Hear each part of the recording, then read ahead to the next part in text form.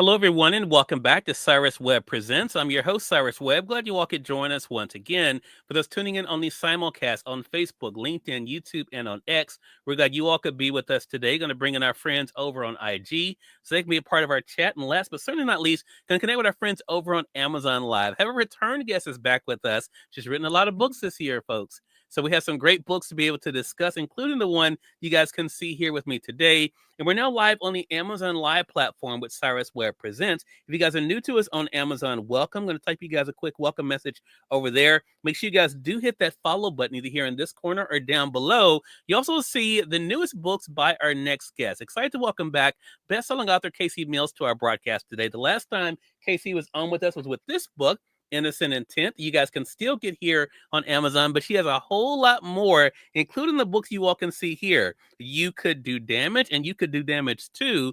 Want to talk to Casey not only about a very busy 2025, but also what it's been like for her to introduce these new characters and see the response to them. Casey, welcome back to the broadcast. Thank you for having me. Thank you. Well, the pleasure is definitely all mine. I enjoyed both of these books, and I should let our audience know there are other books by Casey as well, especially for you guys over on the Amazon side, including her new book for the holidays too. That's on a really good price. We're going to talk about that a little bit later. But Casey, talk to us about the reflection this year. What has it been like for you to think about not only the response to the new books, but also your writing journey this year? Oh, wow. It's just been an amazing year. I am USA Today bestseller, so Mhm. I've accomplished that this year, and I have been on tour more or less. Mm. So I did a lot of events this year. That was an amazing thing. I've had the freedom because I am hybrid to be have a bunch of indie releases along with my traditional pubs, Mhm. which you can do damage. So it's just been an amazing year. I could not have, if I'd planned it, it just would not have been any more amazing than it is with how it ended up. Mm.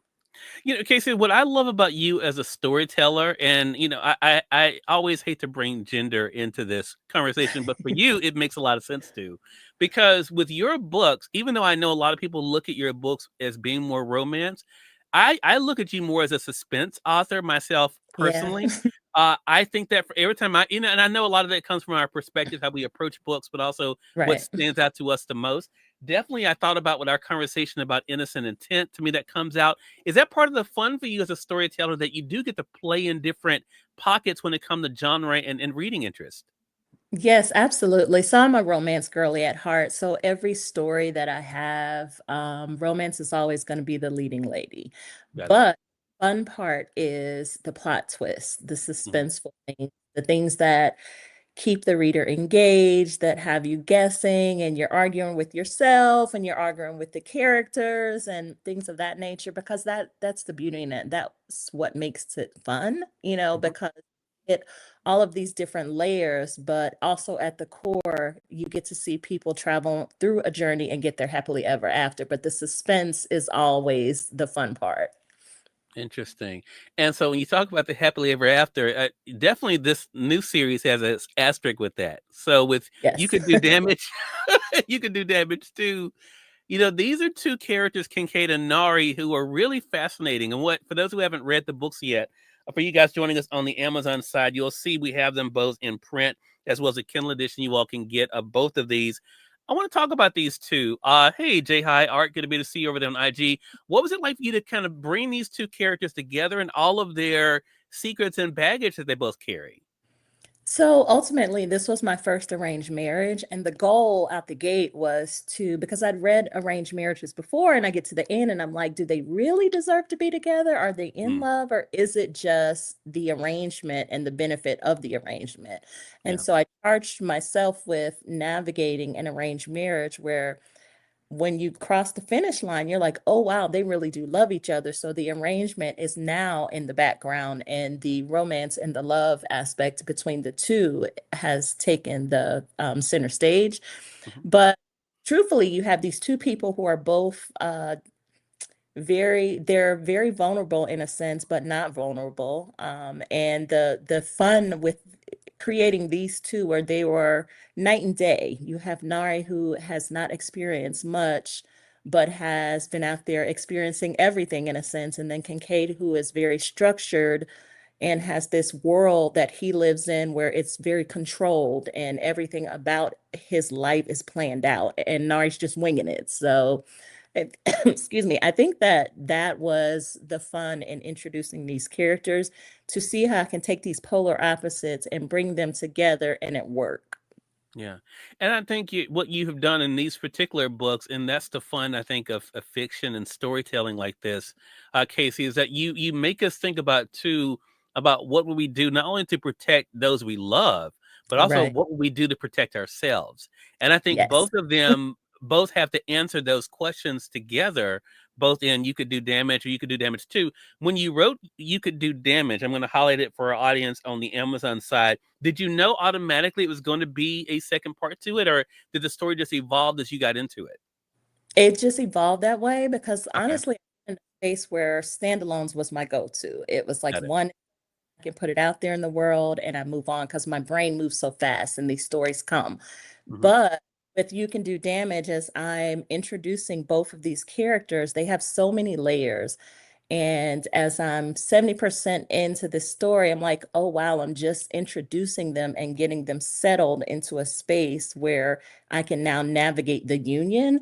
And it Hmm. ended up being, okay, either I rush this ending or I give you the full scope of who they are and the world that they're in. Yeah. I'm going to focus for a bit on the newest book, You Could Do Damage Too. I'm going to highlight for you guys over on the Amazon side.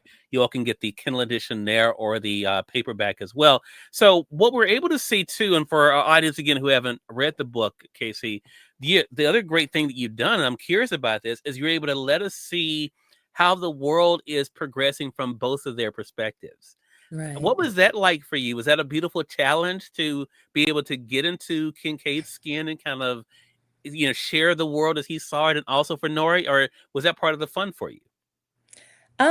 It was a challenge because you have these two, again, polar opposites. You have Mhm, Nari who has entered into his world, literally entered into his world, mhm, and has to find her footing. And then you have Kincaid that has to deal with having someone in his world who compromises everything that he's working towards.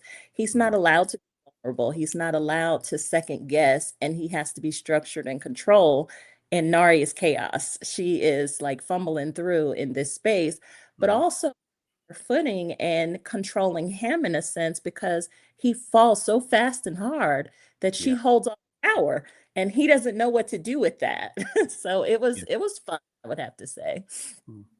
And that is where the other parts of this book really come in for myself as a reader, Casey, because again, we have their dynamics, but then those who are kind of intruding on their Mhm. space, we're kind of able to get to know that. I want to talk about that when it comes to your readers. I'm curious, for those who have been either following you or just discovering you, what was it like for you to see the way that readers were responding to not only the drama of this series, but also the life and death decisions that were having to be made? It's interesting because a lot of people were torn, and without giving spoilers away, Sure. you have um Nari who has to make decisions about the theme of the book is found family and vulnerability because both Nari and Kincaid are in those spaces where Mhm, found literally becomes your existence. And so Nari, who wants, she comes up in foster care and she wants family, blood relatives so badly that she's willing to accept pretty much anyone that presents themselves in that space. So when she gets to the point where she finds someone who she feels like is a blood relative and she's finally got that thing, then you have the man that you're falling for, that you're in an arrangement with and in love with, who's saying, no, you can't have that person in your life. So readers were torn, and it was interesting because it created a lot of dialogue as to how they should navigate those spaces because you have some that subscribe to family regardless of how they exist in your life, and then you have mhm, those who don't. They're like, you have to earn it. So it was yeah. very interesting, the dialogue that was created amongst readers from these two and their situation. Love that. I want to have a broader conversation with you, Casey, just about the writing experience overall. But I want to reset real quick for those who are just tuning in. Hello to you, Real Lady Extreme, joining us from Ohio over there on IG. Glad you could be with us. For those who are just tuning in on Amazon and on our simulcast, welcome. You all are watching Cyrus Webb Presents. Excited to welcome back best-selling author Casey Mills to our broadcast today. I first got a chance to interview Casey here on Instagram and on Amazon with this book, Innocent Intent. You guys can see here. She now has released a series that now we're talking about today. You Could Do Damage, and You Could Do Damage Too. You all can be able to get both books here on Amazon, but these are not the only books that Casey has been releasing. For those of you joining us on the Amazon side, I'm going to highlight for you guys another book that if you guys are a Prime member right now, you all can get the Kindle edition right now for free with your membership. That is Christmas in Spite of You. So for yourself, I was saying to you before we went live here, Casey, that for a lot of readers, I read a lot of books, one, because of the profession, but also two, because I like to read. Right. So it's always interesting when you have an author that you follow that typically we know for the majority of the authors we follow as readers, we may have to wait 6 months, a year, or sometimes longer, depending on the author, for another book. You've been able to produce books in a way that keeps your readers satisfied, but also sharing different stories. Talk to us about that, what that's been like for you to have something that readers can enjoy once they finish one book. I think that for me personally, my creative journey has been all over, all across all genres, and I attribute that to that's how my brain works. Got I it. can't stay in one space too long, Mhm. or I start to get anxious, and so the creative aspect of being able to write across all genres. I have suspense, I have romance, I have urban, I have my holiday books, I have paranormal. Mhm. It also works in my favor because, from a reader perspective, there's something for everyone. Yeah. Because as creators and authors, we learn that they won't love every book you write, but there's Mhm. some there for you. So I think that aspect of it is what really keeps me engaged. The stories are always there. I don't know where the stories are going to land or what they're going to be, but it keeps me in a space, a happy, peaceful, creative space. Interesting. So I want to pull on that thread a little bit more, Casey. Are you able to work on multiple projects at once? I am, as long as they're different. So Okay. as long as they're different spaces, I can, Mhm. because the fear is crossing them up or Oh, having yeah. them parallel as far as the content. So as long as they're different, I can. Okay. And I really will work on, 2 to 3 books at a time, because, and that also helps me from getting writer's block. So if I'm Mm. in and it's not flowing, I can move to something else. And that doesn't always work for people, but that is a great tool for me to stay creative. Wow. That's something great for authors, I think, or aspiring authors to keep in mind too, that you don't have to Yes. wait on one project to be fully fleshed out before you're able to write on something else. So I'm going to highlight for our audience, Casey, the book that you and I were talking about before we went live here, Christmas in Spite of You. I have not read this one, but tell our audience what it's about. So you basically have modern day Scrooge. You have Noel, who is a Christmas explosion, and you have Kincaid, who is, I'm sorry, Canton, who is basically not necessarily a Christmas person, but more so because Christmas for him with his family was always a production. It was never Mm. about, the family aspect. It was always a production. And so he's trying to do a business deal and just so happens to find a Airbnb in a building that is in the same building with the person he's trying to do the business deal with. That Oh, apartment just happens to be Noelle's. She was strapped for money, dumped all of her money into a new business venture, and was going to go home for the holidays, but she gets sick. So, as she's sick and she's like, I can't leave, I need to cancel this. She's thinking that she canceled his reservation. She confirmed it. So their proximity, they have to spend a week together, in her apartment. oh. Interesting. I can visually see that. I can see that. Oh, Related Extreme says, "I have more than one book. This encouraged me." So that's good. So Yeah, that's good information than what we were talking about earlier. Casey, she was talking yeah. about working on more than one project. So I love that. So I want to say for our audience, Casey, that again, you all can be able to get the book Christmas in Spite of You. You can get the paperback there, or you can be able to get the Kindle edition. If you guys are a Prime member, you can get it with your membership this month. So you can take advantage of that. You can also be able to get the audio book as well. I want to talk about just your journey overall, because you were mentioning earlier, Casey, just about the different different types of books you're able to write. Right. Do you still have those wow moments when you kind of think about how you've gone from not just being someone who appreciates authors and their books and now being one of those authors that readers appreciate? I do like, and I say this a lot in interviews. I have learned to never become bigger than the thing Mhm, because it could be here today or gone tomorrow. So I'm still in awe when I meet people and they're like, "Oh my God, I love your work." And, so I'm in that space constantly because it's always surprising to me that I'm in that space. mhm, And I think that the beauty of it is being able to share this with the world and to see it through readers' eyes, mhm, because from the creative aspect, it's different for me creating it. And then I go back to and read my books as a reader, and it's a hmm, completely different experience than it is interesting. with writing because it's compartmentalize when we're writing. We're thinking, did we finish this? Did we tie this up? Did I remember to close out this detail about this? And so writing it is different than experiencing it. And most of the time it's months or sometimes even years later when I Mhm. read a reader perspective because it's fresh and new. And I'm like, oh my God, this is beautiful. So the transition of being a reader and being in this creative space where I'm creating the books is parallel sometimes, but it's also, in different lanes. And it's a really beautiful thing. And I never, ever, ever will take that for granted. Awesome. Chris is joining us on Facebook. Hey, Chris, good to be able to see you. Chris says, I can't imagine writing 3 or 4 books at a time. This definitely breaks the mold of what you think of when an author is writing a novel. You typically think about them secluding themselves in a cabin by a lake with a typewriter. That sounds like misery, Chris, I, which listen, I love, by the way. that Yeah. that that sounds good and bad. Depends on the cabin though. Yeah. But I like being in that space and I do that sometimes, Hmm. we vacation and I'm sitting in, this space and I'm a water person. I love water. It Oh, just wow. Okay. flow.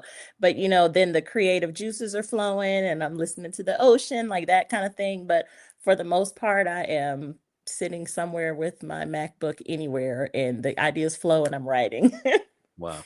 Well, last thing I want to talk to you about, Casey, is something that is becoming a bigger and bigger part of conversations with all creatives that I talk to these days, and that is the role of social media, and not only Mhm. just marketing, now just in communicating with readers. I noticed for you, Instagram is one of those places that you like to be able to engage with readers. What has it been Yes. like for you to build this online community that from people around the world that can kind of follow the journey and discover what you're working on? It's so weird because I'm an old school reader. I'm a library reader. I grew Mhm, up, as a child going to the library and getting books and laying on the floor in the library and reading. mhm, And that was the sum total of my reading experience. You had that stale little picture of the author in the book. You didn't know how to contact them. You wouldn't dare try to contact them, mhm, that kind of thing. But so you fell in love with the work and mhm. flipped and they don't just want the art, they want the artist. Yeah. And it's interesting sometimes and it's good and bad. I Mhm. love the fact I reach people who I never in life would ever come across and they get to experience my work. The access sometimes is exhausting because you never want someone to feel like you don't appreciate them, Yeah. but we can't be online all the time and we can't answer every comment and things of that nature. So it's stressful in a sense to make sure we have that balance. And Right. me I never want someone to feel like I don't appreciate because as a creative, our careers are solely based on someone else's opinion. And I can write all the books in the world, but if they don't read them, then I don't exist, right? Yeah. So I want to make sure that I show the love and that readers are appreciated. And again, I traveled a lot this year with book events, so that helped a Yeah. whole lot. We get to meet them in person and show our appreciation. But the social media aspect, I think, is beautiful. It allows us to reach people we wouldn't typically reach. It allows us to have the expanse, and to see our work being appreciated in ways that are just beyond, the videos, the comments and things of that nature. So it's a good thing. It can be a little frustrating, but you have to take the good with the bad when it comes to anything in life. Such a great point. Such a great. As a side note to our previous conversation, the Real Lady Extreme says Misery. That was a good movie. You're right. As soon as I was reading Chris's comments, like, yeah, I could see. Yeah, I could see. Misery. Yeah, Danielle, hello to you over there on IG. Well, Casey, I'm so excited for you. Loved both of these books, and I definitely encourage our audience to be able to get them for themselves. Again, we've been talking about Casey Mills's career and her year, but You Could Do Damage. I'm going to highlight it again for you guys on the Amazon side, and You Could Do Damage too. Both of those are available now in print or the Kindle edition. That's where I got mine, and also the book that we mentioned earlier, her holiday book too, Christmas in Spite of You, is available now as well. So you guys can get if you're a Prime member, you can get the Kindle edition right now at no charge. You can also be able to purchase the print edition. And for those of you who are new to audiobooks, you can get the audiobook for only 99 cents with your membership. So make sure you guys take advantage of that. Casey, congratulations to you on another great year. Really enjoyed the books. Thank you. How can our audience stay connected with you?